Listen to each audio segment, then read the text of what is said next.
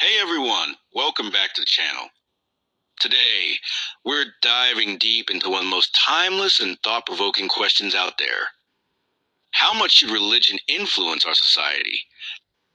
It's a question that sits at the intersection of philosophy, politics, ethics, and personal belief.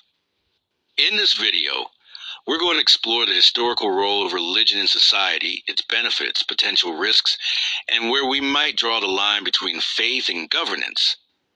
Stick around. It's going to be a nuanced, balanced conversation. Section 1. Defining the terms. Before we start, let's define our terms. When we say religion, we mean organized systems of belief involving faith in a higher power, moral codes, rituals, and often a community of followers. And by society, we're talking about the complex networks of people, institutions, laws, cultures, and norms that govern our daily lives. So, the question becomes, how much influence should organized religion have over these structures? Let's look at where we've been and where we're going. Section 2. The historical role of religion. Historically, religion has shaped laws, education, science, and governance. From ancient civilizations like Egypt and Mesopotamia to the Middle Ages in Europe, religion was inseparable from power. Kings ruled by divine right. Laws were often seen as given by gods. Even today, countries like Iran, Saudi Arabia, and others incorporate religious law into their governance. On the flip side, the Enlightenment, the movement that gave rise to modern secular democracies, was partly a response to religious dominance. Thinkers argue for the separation of church and state, individual rights, and reason. So we've seen both ends, religious dominance and secular rebellion. Section 3. Benefits of religious influence. Let's be fair. Religion has contributed positively in many areas. 1. Moral frameworks. Religions provide ethical guidance, compassion, justice, honesty, values that are foundational to any healthy society. 2. Community and charity. Faith groups often build strong communities, support the poor, and step in where governments fall short. 3. Cultural identity. Religion shapes music, art, architecture, and language.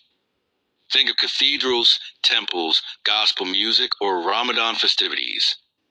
4. Human rights movements. Believe it or not, many civil rights leaders, from Gandhi to Martin Luther King Jr., were deeply religious. Their faith inspired their activism. But here's where it gets tricky. Section 4. When religious influence goes too far. Religion, like any powerful system, can become oppressive when unchecked. Discrimination.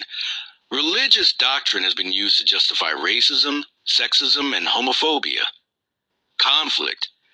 History is filled with religious wars, persecutions, and terrorism. Stifling progress.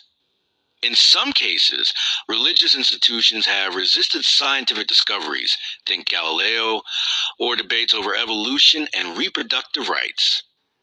Lack of choice. In theocracies, people often don't have the freedom to believe differently or not believe at all. So, where should we draw the line? Section 5. Religion and secularism in modern society. Most modern democracies opt for secularism, the idea that government and religion should be separate. This doesn't mean anti-religion.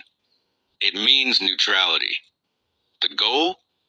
To protect both freedom of religion and freedom from religion. But even in secular societies, religion still influences. Policy debates, abortion, euthanasia, marriage laws. Education. Should creationism be taught in science class? Healthcare.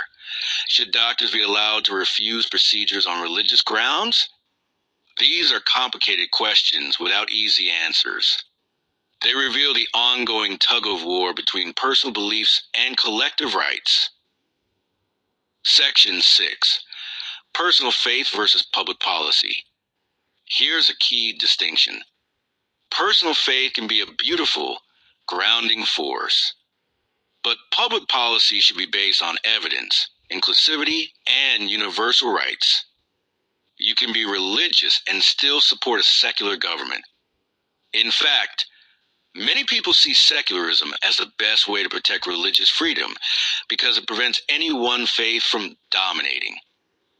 When religion enters public debate, it must engage on equal footing, not by invoking divine authority, but by offering arguments that make sense to everyone. Conclusion. So, how much should religion influence society? The answer isn't black and white. Religion has shaped our world, often for the better, but it also needs limits, especially in diverse societies where people hold vastly different beliefs. Respecting religion doesn't mean giving it power over laws. And respecting secularism doesn't mean denying the importance of faith in people's lives. Ultimately, the goal is balance.